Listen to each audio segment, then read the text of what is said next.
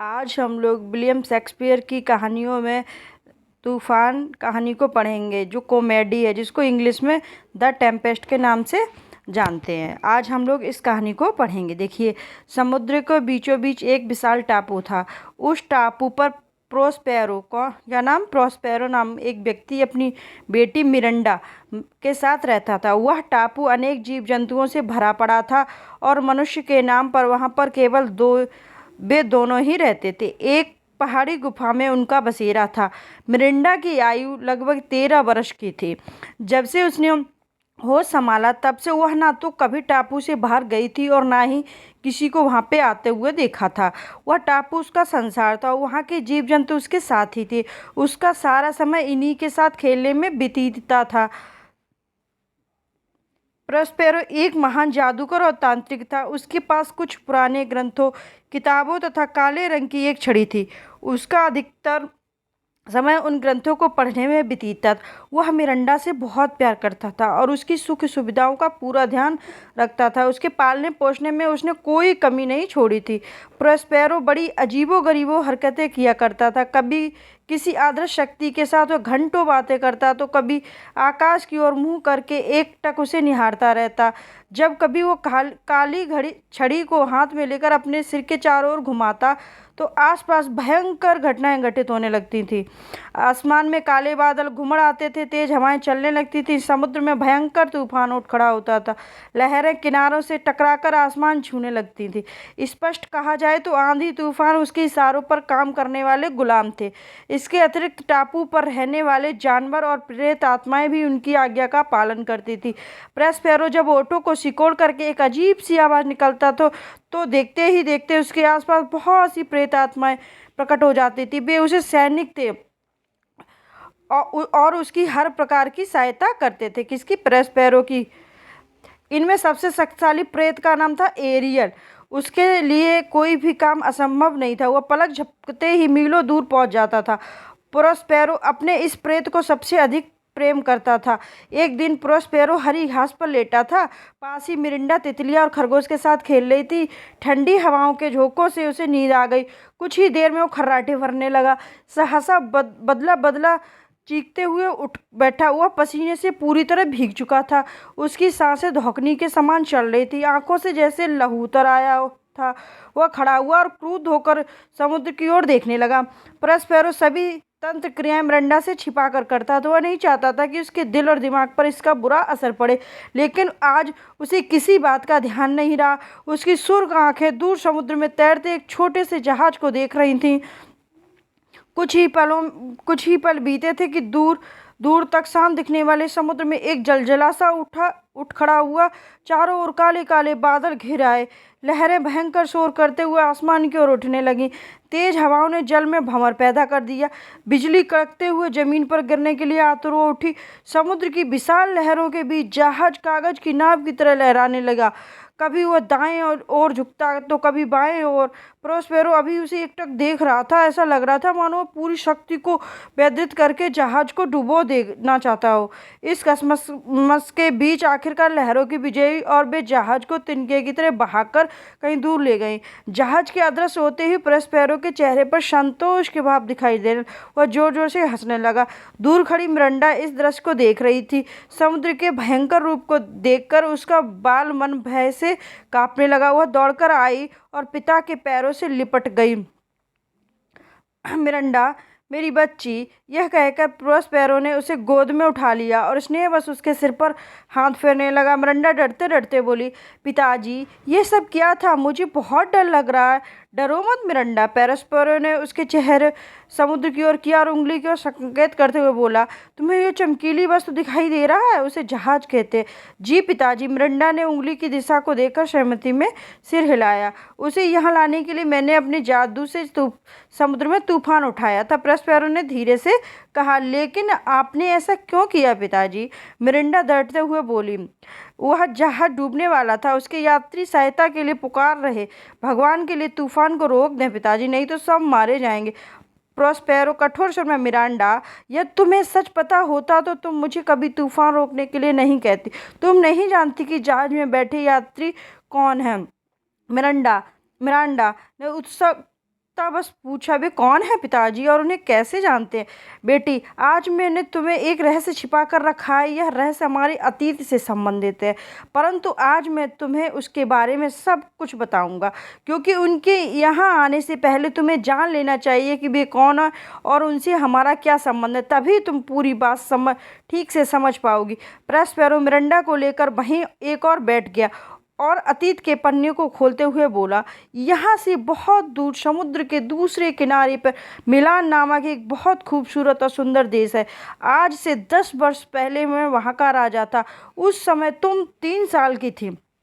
तुम्हें जन्म देने के कुछ दिनों बाद तुम्हारी माँ स्वर्ग सिधार गई। तभी से मैं पिता के साथ साथ माँ बनकर तुम्हारा पालन पोषण कर रहा हूँ। हमारे पास नौकर चाकर, धन दौलत, हाथी घोड़े सब कुछ था। तुम मेरी एकमात्र संतान थी, इसीलिए मैं तुम्हें लेकर अधिक चिंतित रहता था। मेरी अधिकांश समय तुम्हारी देखभाल में बीतता था। से समय में पुराने ग्रंथों और किताबों पढ़ने मेरा शौक था। मेरा एंटोनियो नामक एक छोटा भाई भी था। वह बड़ी बुद्धिमान, साहसी और कूटनीतिज्ञ था, इसीलिए राजकाज की सारी जिम्मेदारी मैंने उसे सौंप दी थी। परंतु सिंहासन के सभी अधिकार पाकर उसके मन में लोभ आ गया। उसे लगने लगा कि जब तुम कुछ बड़ी हो जाओगी तो मैं उसे सारे अधिकार वापस लेकर स्वयं राज्य का कार्यभार संभाल लूंगा। यहीं से उसकी सोच गलत दिशा की ओर मुड़ गई। वह मुझसे सिंहासन से हटाकर स्वयं राजा बनने का स्वप्न देखने लगा, लेकिन मेरे रहते उसका स्वप्न कभी पूरा नहीं हो सकता था। अतः उसने एक भयंकर षड्यंत्र रच डाला। एक दिन उसने समुद्र भ्रमण का कार्यक्रम बनाया। उसके लिए उसने मुझे भी तैयार कर लिया। निश्चित दिन में आने में तुम्हें जहाज पर सवार कर समुद्र यात्रा निकल पड़े। जहाज का कप्तान और कर्मचारी एंटोनियो के आदमी थे। बीच समुद्र में पहुंचकर उन्होंने हमें जबरदस्ती एक नाव में बिठाकर समुद्र में मरने के लिए छोड़ दिया, लेकिन जहाज का मल्लाह मेरा विश्वास पात्र था, इसलिए उसने एक दिन ही नाव में पीने खाने का सामान और मेरे सभी ग्रंथ छिपा कर रख दिए थे। लहरों के थपेड़े खाते हुए हमारी नाव अनजानी दिशा की ओर चल पड़ी। उस समय मुझे सबसे अधिक चिंता तुम्हारी थी। तुम्हें सीने से चिपटाकर मैं तेजी से नाव खे रहा था। इस प्रकार कई दिन बीत गए। धीरे धीरे खाने पीने का सामान समाप्त हो गया। अंततः थकान और भूख से बेहाल होकर मैं ईश्वर को पुकारने लगा।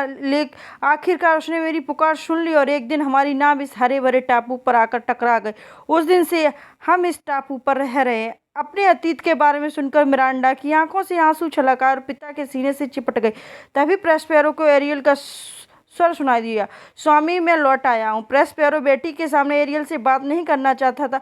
उसने सोचा कि उसे आदर्श शक्ति से बात करते देखकर वह भयभीत हो जाएगी, इसीलिए सर्वप्रथम उसने मंत्र पढ़कर मिरांडा को गहरी नींद में सुला दिया।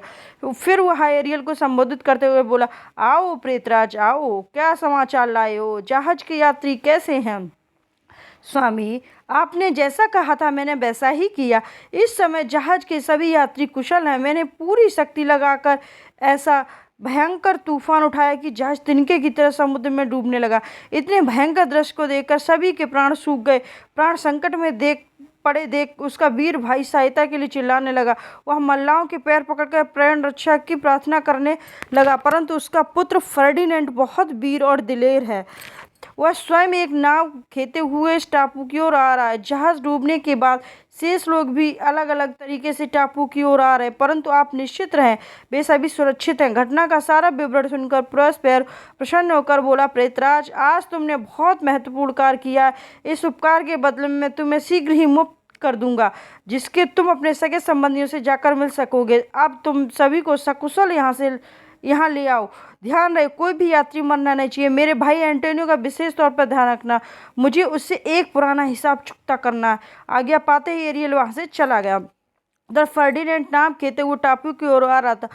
प्रॉस्पेरो की आज्ञा से एरियल ने उसके चारों ओर संगीत की मधुर स्वर लहरियां बिखेर दी थी। उसके प्रभाव से उसे थोड़ी देर पहले घटी घटना की भी सुध नहीं रही। वह टापू की ओर तेजी से नाव खे रहा था, जिस ओर मिरांडा और प्रॉस्पेरो बैठे हुए थे। अथक प्रयासों के बाद फर्डिनेंड की नाव टापू पर आ लगी।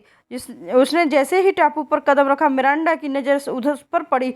उसने पिता के अतिरिक्त आज आज तक उसने किसी पुरुष को नहीं देखा था, इसीलिए फर्डिनेंड की सौम्यता, सुंदरता और बलिष्ठ शरीर ने उसे मोहित सा कर दिया। उसके दिल में फर्डिनेंड के लिए प्रेम का अंकुर फूट गया। इधर मिरांडा को देखकर फर्डिनेंड भी अपनी सद्बुद्ध खो बैठा। एक सुनसान टापू पर उसकी मुलाकात एक अद्वितीय सुंदरी से हो गई। उसकी कल्पना उसने कभी नहीं की थी।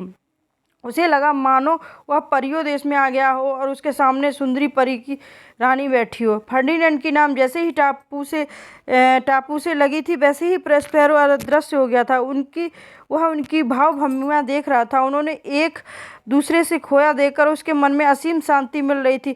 उसने निश्चय कर लिया कि वह अपनी पुत्री का विवाह इस सुंदर राजकुमार के साथ ही करेगा।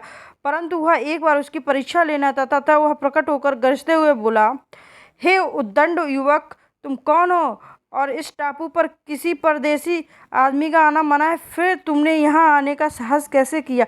अवश्य तू शत्रु का जासूस है, यहाँ की शांति भंग करने आया है। अपना परिचय दो, वरना मैं तुम्हें दंडित कर दूंगा। फर्डिनेंड विनम्र स्वर में बोला, मैं मिलान देश के राजा एंटोनियो का पुत्र राजकुमार फर्डिनेंड हूँ। तूफान के कारण हमारा जहाज समुद्र में डूब गया, इसी तरह मैं यहाँ पहुँचा हूँ। मुझे बहुत भूख लग रही है, मुझे कुछ खाने को मिलेगा? तुम्हें भोजन अवश्य दिया जाएगा राजकुमार, लेकिन इसके बदले में तुम्हें कुल्हाड़ी से मेरी कुटिया के आसपास जंगल का साफ करना होगा। यदि यह काम तुमने जरा सी भी लापरवाही की तो तुम्हें दंडित किया जाएगा। प्रेस्पेरो गरजते हुए बोला। यह बात सुनकर फर्डिनेंड की आंखों से खून उतरा। वह प्रेस्पेरो को ललकारते हुए बोला, मैं एक राजकुमार हूँ, तुम्हारा गुलाम नहीं। लगता है तुम्हारा दिमाग खराब हो गया, इसीलिए बहकी बहकी बातें कर रहे हो। या तुम्हें अपनी शक्ति पर घमंड है तो आओ मेरा मुकाबला करो। मैं तुझे एक बालक समझ रहा था, लेकिन तेरा दुस्साहस बढ़ता ही जा रहा है। ठहर, मैं अभी तुझे मजा चखाता हूँ। तो फिर देर क्यों कर रहे हो? उठाओ तलवार और मुकाबला करो। ध्यान रखना, जब तक मेरे हाथों में तलवार है तब तक मुझे भी मेरा अहित नहीं कर सकता। यह कहकर राजकुमार ने तलवार की मुठ पकड़ ली, परंतु लाख यत्न करने के बाद भी उसने मियान से बाहर नहीं निकाल पाया। उसका हाथ मुठ के साथ चिपक कर रह गया। उसकी हालत देख परस्पर हंसते हुए बोला, अभी तुम बड़ी बड़ी बातें कर रहे थे, अचानक क्या हो गया? कहाँ गई तुम्हारी वीरता? तुमसे तो मियान से तलवार भी नहीं निकली जा रही है। भला मेरा सामना कैसे करोगे? अगर मैं चाहूँ तो अभी तुम्हारा मस्तक काट सकता हूँ, लेकिन मैं किसी बेबस व्यक्ति पर हथियार नहीं उठाता। यदि अपना भला चाहते हो तो मेरी गुलामी स्वीकार कर लो। विवश राजकुमार ने सहमति से सिर हिला दिया। फिर प्रोस्पेरो उसकी कुल्हाड़ी बढ़ाते हुए बोला, ये लो कुल्हाड़ा और जल्दी से काम में लग जाओ, और मैं शाम तक वापस लौटूंगा। तब तक एक ओर का सारा जंगल साफ हो जाना चाहिए। फर्डिनेंड के पिता का इतना कठोर व्यवहार मिरांडा को अच्छा नहीं लगा। वह उसके हाथ पकड़कर बोली, पिताजी, यह राजकुमार है, इसने कभी पानी अपने हाथ से नहीं पिया होगा। भला इतना कठिन कार्य कैसे कर सकेगा? कुल्हाड़ा पकड़ने मात्र से इसके हाथ छिल जाएंगे। आप इतने कठोर और निर्दयी न बने, इसे क्षमा कर दें। चुप करो मिरांडा, एक अनजाने लड़के के लिए तुम अपने पिता को समझा रही हो? इस जैसे जाने कितने राजकुमार इस दुनिया से भरे पड़े। लकड़ियां काटने से ज़्यादा इसके हाथ छिल जाएंगे, टूटेंगे तो नहीं। इसे यह कार्य करना ही होगा। तुम भी इसका पक्ष लेने के बजाय इसके कार्य पर नज़र रखो। अगर यह अपने कार्य में जरा भी लापरवाही दिखाएगा तो मुझे अवश्य बताना। यह कहकर प्रोस्पेरो वहाँ से चला गया, लेकिन कुछ दूर जाने पर वह पुनः अदृश्य हो गया और उनके पास आकर उनकी बातें सुनने लगा। पिता की कठोर और राजकुमार की व्यवस्था देखकर मिरांडा की आंखें नम हो गईं। वह राजकुमार से बोली, पिताजी की ओर से मैं आपसे क्षमा मांगती हूँ। विश्वास कीजिए, वे इतने निर्दयी कठोर नहीं है, लेकिन कभी कभी उनका व्यवहार ऐसा हो जाता है। मुझे विश्वास है कि वो शीघ्र लौटकर आपको यह कार्य करने से रोक देंगे। तुम दुखी मत हो मिरांडा, मुझे ना तो किसी से कोई शिकायत और ना किसी के प्रति दिल में कोई द्वेष भाव है, लेकिन यह सत्य है कि मैं तुमसे प्रेम करने लगा हूँ। यहाँ मैं तुम्हें अपने साथ लेकर ही जाऊँगा। तुम मेरे दिल की रानी बनकर हमेशा मेरे साथ रहोगी। राजकुमार ने प्रेम भरे स्वर में कहा, राजकुमार, मैं भी मन ही मन में आपसे प्रेम करने लगी हूँ। मैंने स्वयं को तन मन आपको अर्पित कर दिया है। आप जहाँ रहेंगे मैं वहाँ आपके साथ आपकी सेवा करूंगी। मिरांडा ने भी अपने दिल की बात प्रकट कर दी। अब तक प्रेस्पेरो के उनके प्रेम पर यकीन हो चुका तो प्रकट हुए बोला, और मेरा आशीर्वाद सदा तुम दोनों के साथ रहेगा। तुम जहाँ रहो खुश रहो। मिरांडा और फर्डिनेंड विस्मित होकर प्रॉस्पेरो को देखने लगे। तभी एंटोनियो और उसके अन्य साथी भी एरियल के साथ वहां पहुंचे। अभी तक एंटोनियो समझ रहा था कि तूफान उसके पुत्र की लील गया है। इस दुख के कारण उसका चेहरा मुरझाया हुआ था, लेकिन उसने फर्डिनेंड को इस युवती के साथ बैठा देखा तो वो प्रसन्नता का ठिकाना रहा। उसने दौड़कर पुत्र को गले से लगा लिया। इस मिलन के बाद एंटोनियो की दृष्टि प्रॉस्पेरो पर पड़ी, लेकिन वह उसे पहचान नहीं सका। वो प्रॉस्पेरो उसके पास आकर बोला, आओ एंटोनियो, मुझसे भी गले मिलो। मैं कब से तुम्हें गले लगाने के लिए तरस रहा हूँ। वर्षों पहले इंसानी कमजोरियों के कारण हम एक दूसरे से अलग हो गए थे, लेकिन ईश्वर की कृपा से आज हम फिर एक हो रहे हैं। आवाज सुनते ही एंटोनियो प्रॉस्पेरो को पहचान गया। उसने नीच कर्म की याद आते ही उसकी नजरें झुक गईं और घुटने को बल बैठकर प्रॉस्पेरो से क्षमा मांगने लगा।